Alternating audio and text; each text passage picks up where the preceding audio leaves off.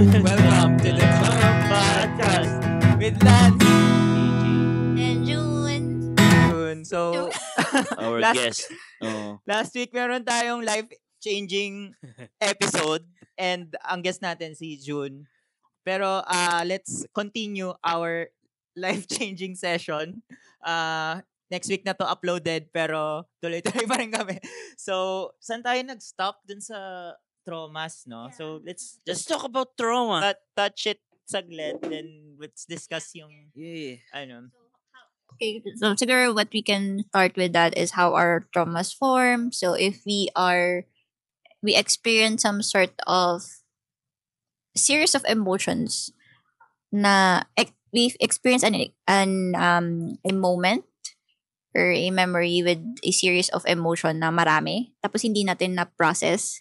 Just imagine a yarn that we can only kasi minsan process one emotion at a time. And if it's sabay-sabay siya, sometimes mabubuhol yung yarn mo eh.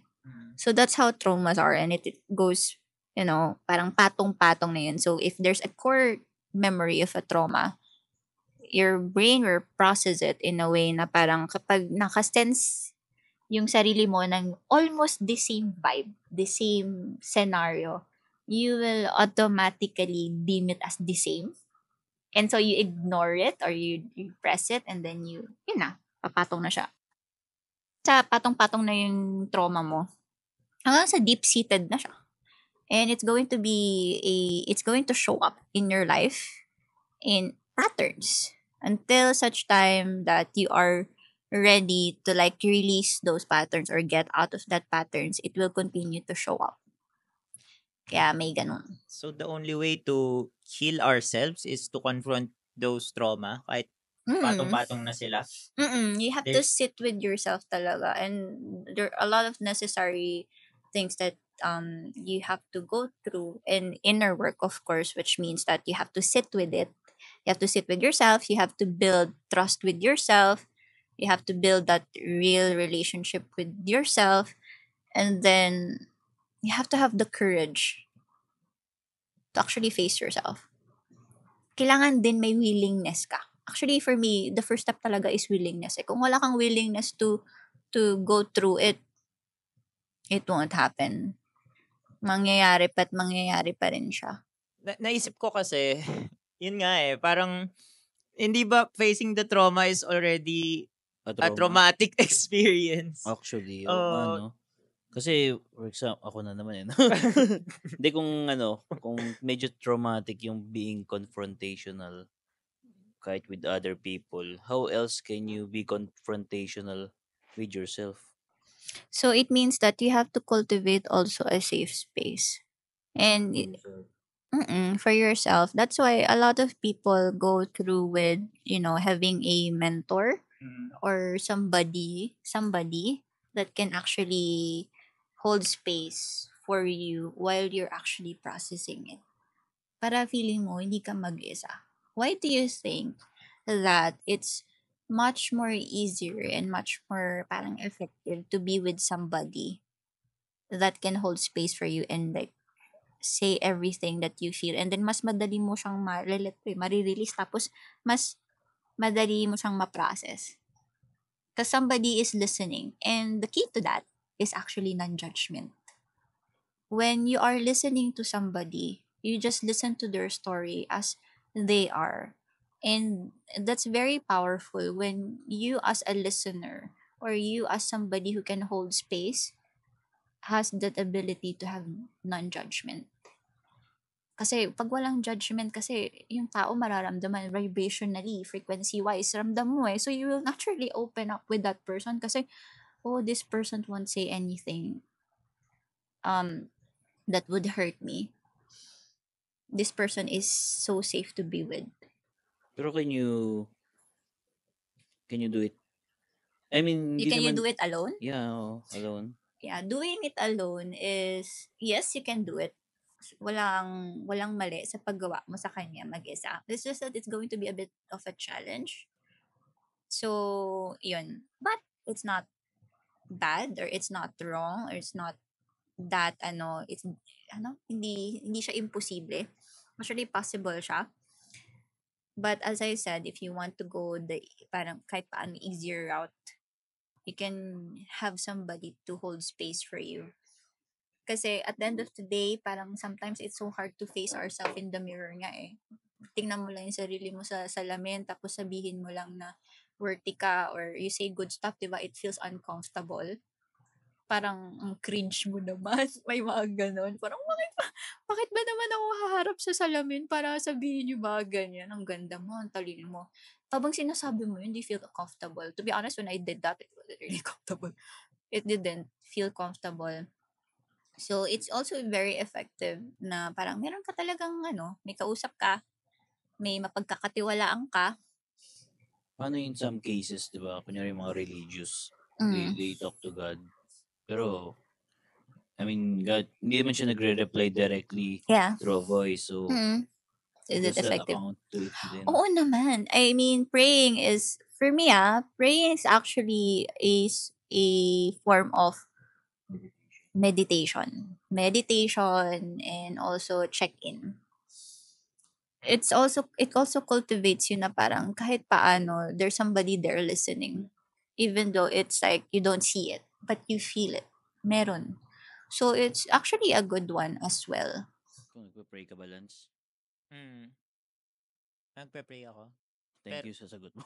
Hindi, nagkaroon ako ng ganung crossroads kasi pag naging into ganyan nga manifestation spirituality, ang hirap i i-connect or i-reconcile. That's how I see it. How can you reconcile the woo-woo with your established faith? And Mm. that's the challenge I'm in at times, 'di ba? Yeah, I also had like experience before because of course I came from a religious family, tapos Catholic din ako. Pero if you have a deeper understanding of things, they're not far from each other. They're not separated from each other. Hindi sila separated. They're actually interconnected. And spirituality kasi is you as you dive deeper into yourself. You as a person is a product of in Bible or in religion or in Catholic, you are the byproduct of God's love. And that is true. In spirituality, they say it that you are a divine extension of of our creator. So you are a co-creator, which is true. So are they far apart? No, they just use different words. And I found a lot of my clients na who worked with me, those people that I serviced with, they found more faith in their own religion when they dive into themselves. They were able to connect with their own God. Kasi, alam nyo ba, how we view things is very subjective. That's why perception is very important. That's why non-judgment is powerful.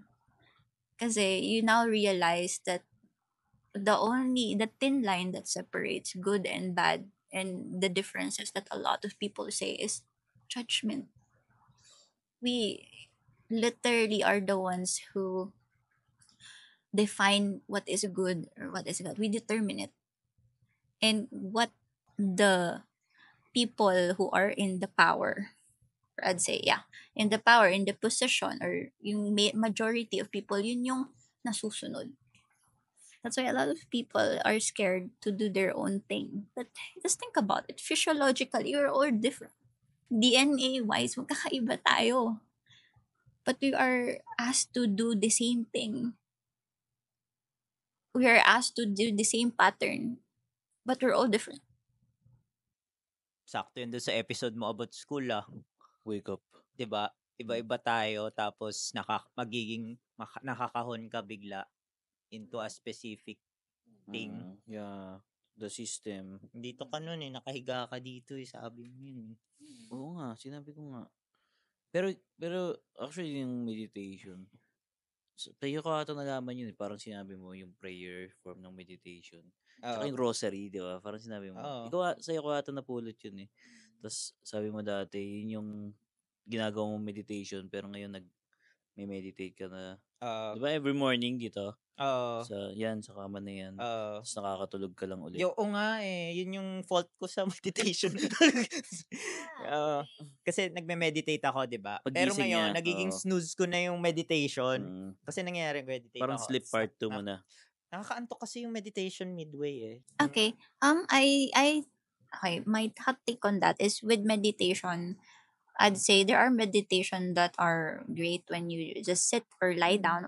To be honest, the goal naman of meditation is para para parang oo, tsaka makapasok siya. Like, meron kasing certain vibration ang mga meditation. Kasi even prayers, even music, di ba? May vibration sila. Smoking. So, Pwede ba yun?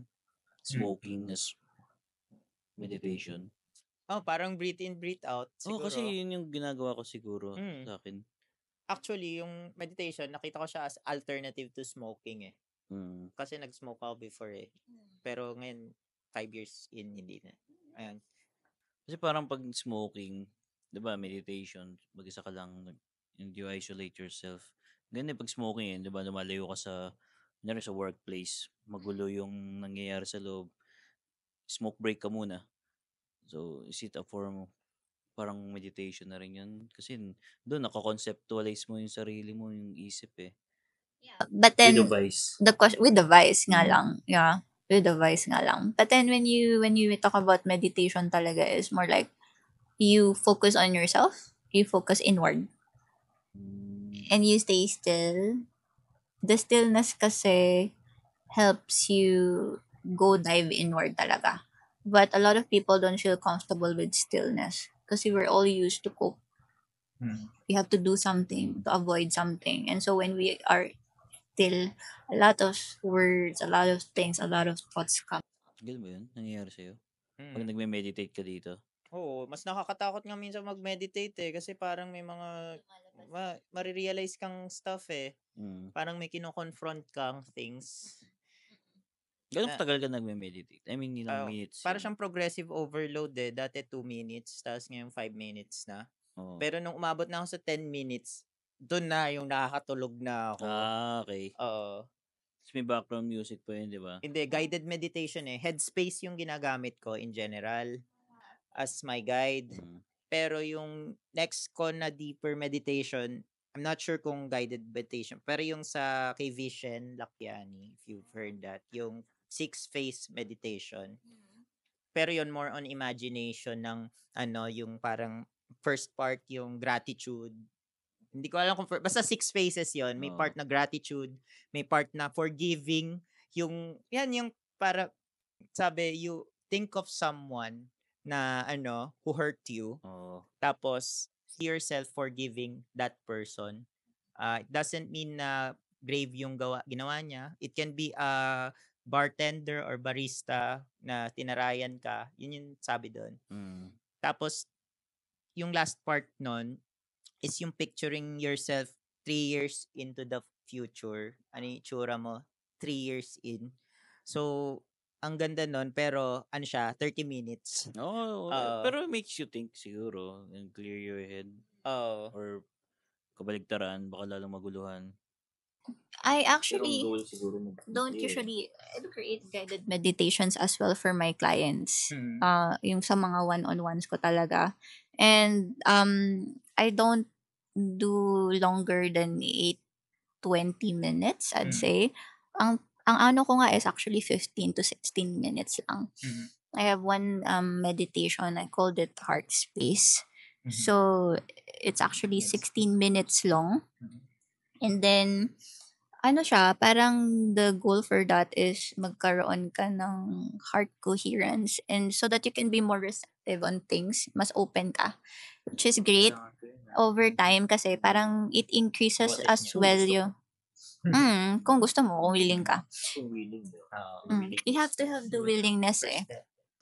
Yeah. So, 15 minutes yun. And then, what I noticed is, most of my clients, they also complain na parang, parang nawawala sila. Nakakatulog sila. Kasi usually, they do it in the evenings na bago sila matulog. Nawawala sila. And You know, that is just you judging yourself. To be honest, when you meditate and you fell asleep during the meditation, for me, that's fine. Okay lang yun. Kasi, kahit na nakatulog ka, when you're healing the meditation, you're actually, you're actually still parang absorbing it. Nagpa-process pa rin siya. Kaya merong meditation that is like good for, parang may mga kine-create na guided meditation, which is, I'm gonna create soon. Guided meditation for sleep, na nagpe-play siya 8 hours. You don't have to, 8 like, hours ka magsasalita? 8 hours yung, actually, hindi siya, On repeat. on repeat siya. The same thing. Parang siguro mga 1 hour, 1 hour siya, tapos repeated siya 8 times. So, parang during your sleep kasi, your defenses is less. Parang mas mababa. So, mas ma-absorb mo siya. Walang, your conscious mind won't overthink, won't do anything. It's just like, it's naturally, very, parang it just absorbs things. Mas receptive ka. So, that's actually a good one. And, it's actually, wala. There's no fault with sleeping. There's nothing bad about it. Even nga, sometimes I have like sessions, tapos magme-meditate kami, and I do guided meditation to activate some things inside them.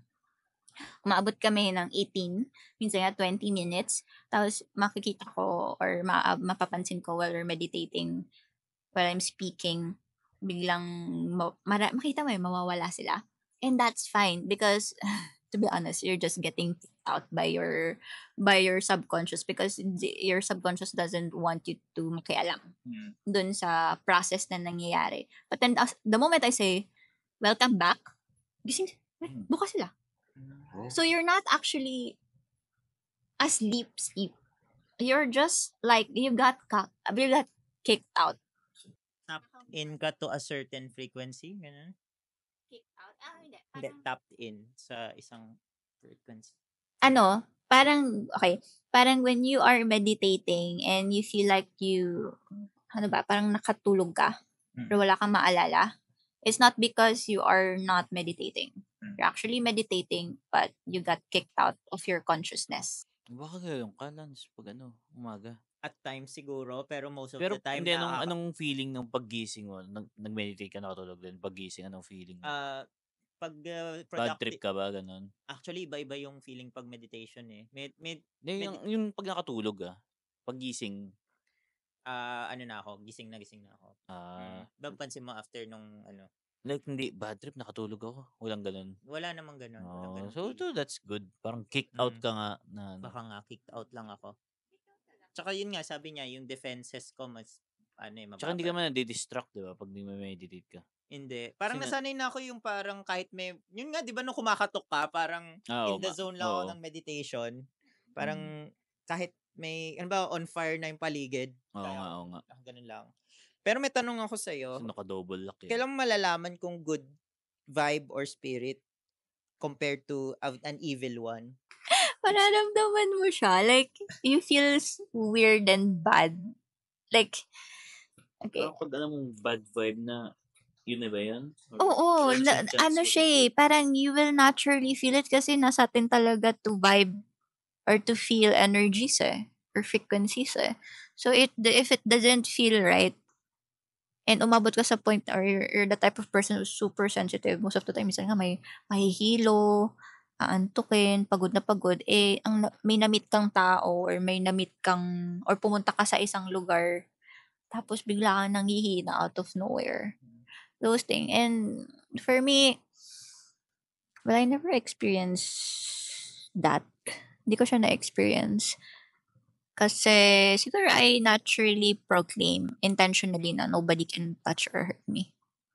If you have bad intention, babalik sa pinanggalingan mo or magbabounce back ka. Tapos 10 times ang balik.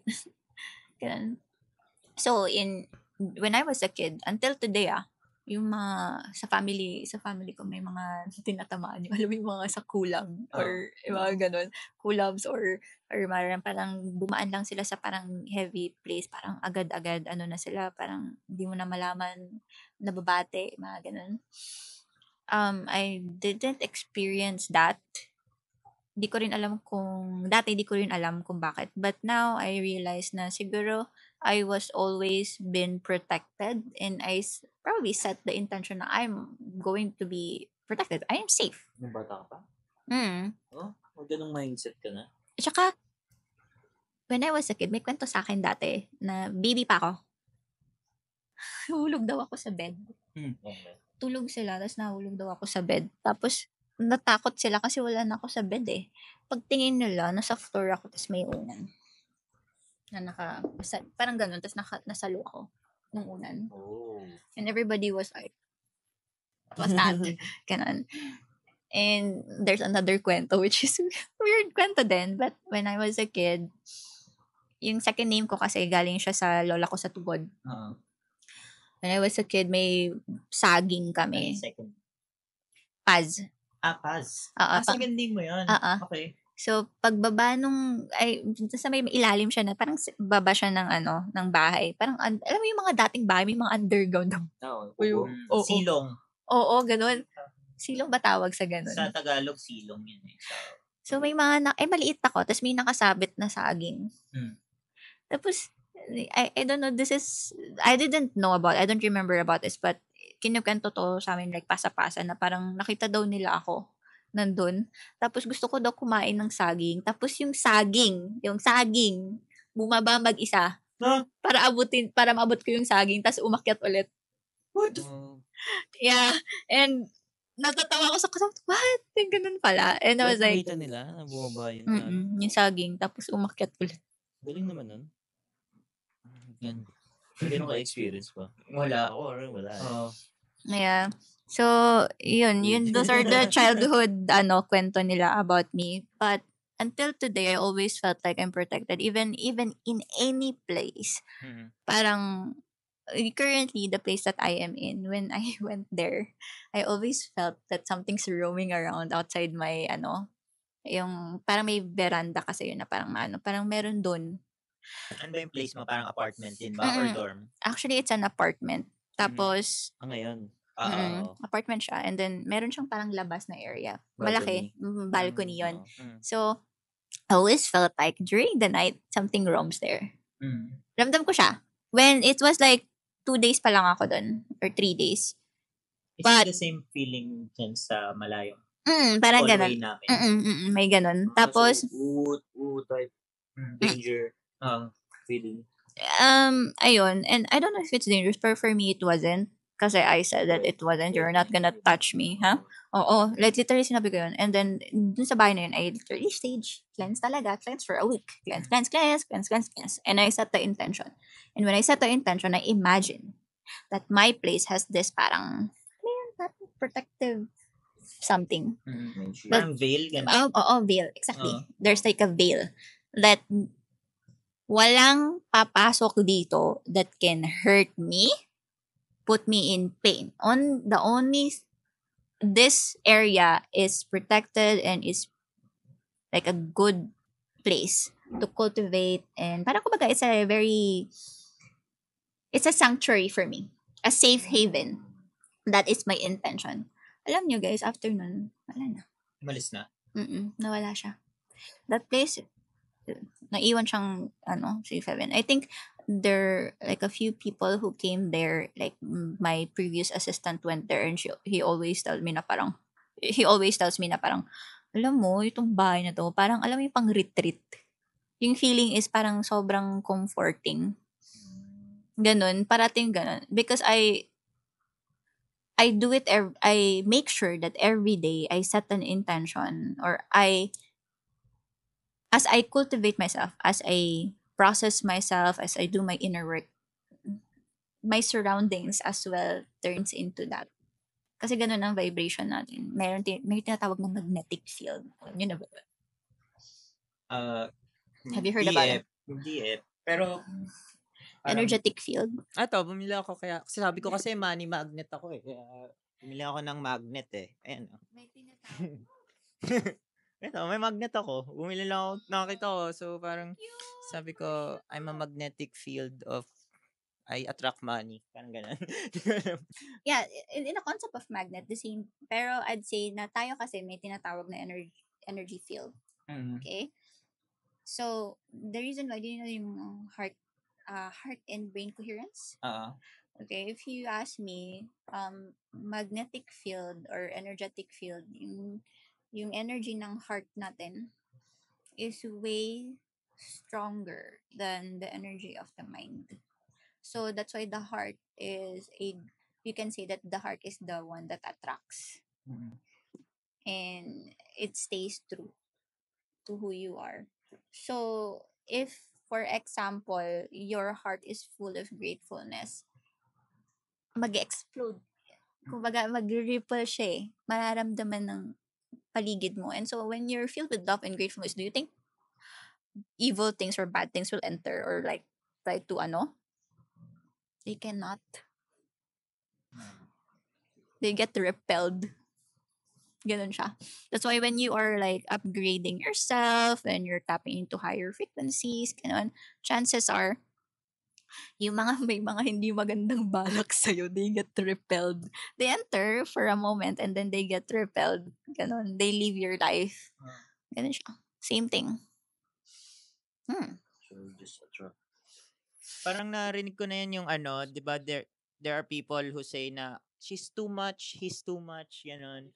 Tapos what if yung pala you repel those kinds of people? Kasi you're transforming into a different person eh. There's no such thing as too much eh. You only attract what resonates with you, and if you cannot, handle that, then okay. Next. Ito, siguro ito yung usual question namin sa mga guests Oo. namin eh. Ito na yung, Closing. one of the closing questions namin Oo. is, what would you do if money were not an issue? What would I do if money is not an issue? Yun. Well, I'll probably, enjoy ko lang life. I mean, I'm actually enjoying life even without money. So, or even with the thought that I lose everything. So, parang ano lang, simple life siguro. I'll probably using all of my capabilities to just share and just give out kasi nag-over-pour na ako eh. Money is no longer a problem. Money is just one aspect of a result of you doing the inner work eh. So you overflow. And when you overflow, that's a chance for you to share. Kasi supposedly naman talaga ganun eh. So, if money is not a problem and there's no problem at all, well, for sure you have challenges pa rin naman kasi it is part of us to desire and to create. If you don't desire, there's no more creation. Kaya nga we desire eh. Kaya tayo nag-grow. So, if money is not a problem, then wala. It's like Still be the share. same. Yeah, you just share. You share it. You overflow, and I probably think will help a lot of kids and animals siguro, education wise. And if you ask me, with the line of work that I have, I would do my best na ma-share ko yung knowledge ko. And also for like people like me who are doing the channeling, the work, guiding, to give them the space to actually share it as well. Kasi, wala eh, our world is not kulang eh. Our world naman is abundant. We just don't know, and sometimes we don't see it. So, we should help a lot of people experience it and see it. Yan lang. Actually, based on our 2 episodes na. Based on our conversation for the past 2 weeks. Not 2 weeks kasi busy. Part 1 mo lang naman. Oh, part 1 Oo, and eh. part Oo. 2. Actually, for me, you're already doing what you yung answer dun sa what would you do if money is not an issue eh. And yung first step mo nga yung going out of your comfort zone and doing this profession of being a coach healer. Ano man pansin ko sa mga nagko-closing ng ganun. Tapos, pag may points yan na sinabi na share na lang yung money, parang satisfied na sila sa current living situation nila ngayon. Mm. Guess mo? di ba yung mga previews natin, kunyari si Rabin, Oo. si Ralph, di ba? Oo. So, yung mga sagot nila, di ba, parang i-share na sa mga tropa, pips, and all, ganun. Mm. So, and of course, si ano rin, si June. Parang pag yun yung tanong, siguro, tapos yun yung sagot nila na sharing the blessing na lang. They're satisfied with their career, their life, their current situation. I think yun yung ano. Kasi sa'yo iba-iba eh. Mm. Di ba? Tama. Parang ano na eh, when you're in that stage na kasi, parang you'll realize na in order for you to hack, oh, shit, hack, here's the thing, in order for you to hack like that abundance mindset or that dream life that you want, you tap into the feeling na meron ka after you already achieve that goal that you have. And so you will quantum leap. So, Quantum leap. tayong dalawa pala yung pinaka-affected Oo. din sa tanong na yun, no? Oo nga eh, no? Oo.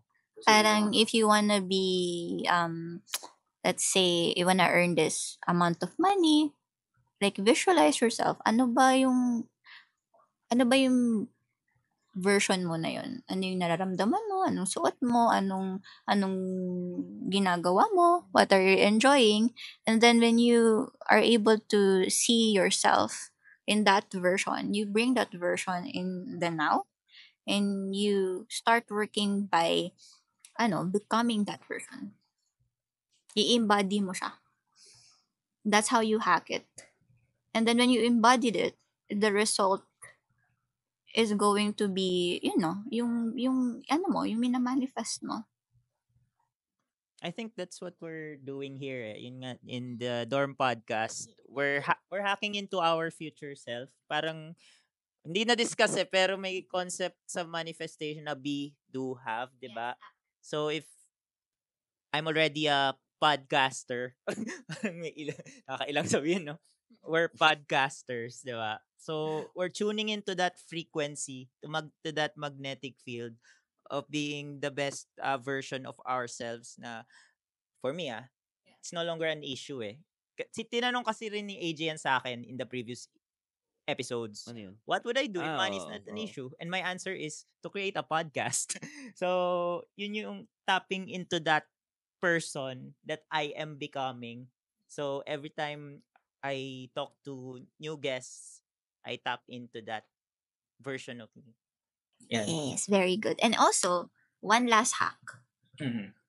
If you wanna create more flow of money sa life mo, we're gonna talk about flow of money na lang. Last na to. Okay. We're gonna create a flow of money in your life. You have to start with yourself. How do you start with yourself? What can you do? You cannot wait for something to come into your life in order to receive it before you give. You're supposed to give something out. You have to let go of something, or you have to give something out. And what you should be giving is something that you desire to give. Gustong-gusto mong ibigay. Teka, pwede mo ulitin? Wait, lapit ka nga. Hindi, teka. How You have to frame. give something that you desire to give. Okay. Kasi, why? When you give something that you desire, ano yung emotion na meron sa desire? Happiness, satisfaction, Fulfillment, yes, excitement, Mhm. right? So that is actually, it could, if you think about it, nandun yun sa mga higher frequency. Mhm. And you're giving off that signal kay universe na, oh, I'm enjoying this job, I'm enjoying this, I enjoy giving this gift to this person, I enjoy loving this person, I enjoy cooking this food, and I enjoy cooking this food para ibigay sa ibang tao. What you're actually giving the universe, or what you're actually telling to the universe is that, oh, sobrang saya ko magbigay. Ito, it's so filled with unconditional love and joy, and just like, I just want to give with no expectations back. Mhm. Babalik yan talaga sa'yo. Most especially in your career or the chosen path. If you really love what you're doing, it's just enjoy it. And there's something that you are like, may service kang binibigay na masaya ka pag binibigay mo. Babalik talaga yan sa'yo. like, babalik talaga yun sa'yo in any way, shape, or form. And the cycle of abundance will continue. You get what you give. Mm-mm. Something like that. So if you think about it, why do millionaires become more millionaires or much more, like successful? Because they are doing something that they love and they desire to give, and therefore the money just flows in and like just it goes around. Ganun siya. And even if let's say mag-crumble down yung creation nila, they won't really crumble down as a person kasi in the I don't know, I mean, it's just the business begin. It's because of them. So the experience stays. And so when they build again, it's going to be much better. Wow. Wow. I just want to Wow. say thank you for giving space. I've learned a lot. Actually, I've learned the term giving space. What's holding space. Bukod sa Wicked, sa'yo ko lang narinig yun eh. Yung holding space. Alam ko lang space muna tayo. Yung space.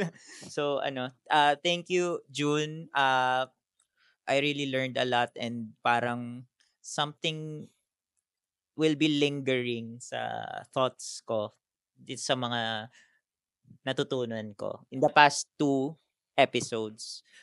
And ayun, with that, where can people find you if gusto rin nilang maging coach ka or matuto more about your practice? I have my Instagram, so you can like check it out. Description, lagay natin. And also, yeah, I'm much more active in Instagram. Ayun. And also, I've been diving into group coachings. Then, so, lately, it's actually a new one. Kasi what I usually do is like one-on-ones talaga at group coaching. So, I've opened up a new horizon of group coaching because I want to cater to those people that want to really join. And, collective consciousness is really powerful. I always like holding space with a lot of people who has the same or they resonate with each other that wants to grow kasi ang bilis talaga ng growth pag ganyan. As in, nakaka-amaze makakita ng ganyan. So amazing. So, I opened up a group coaching for this Feb and I know that for this year, it's going to be something that I will probably do 3 times. Yung group coaching na yan. And some mini ones. So, I don't know what can happen pa. But yeah, yun lang. Ganun. Thank you so much. And with that, good night, dormates. Good night, Literally, dormates. good night. Or Good good night morning. na. Good Good morning. Okay. Thank you so much for tuning Thank you. in. Bye. Bye-bye.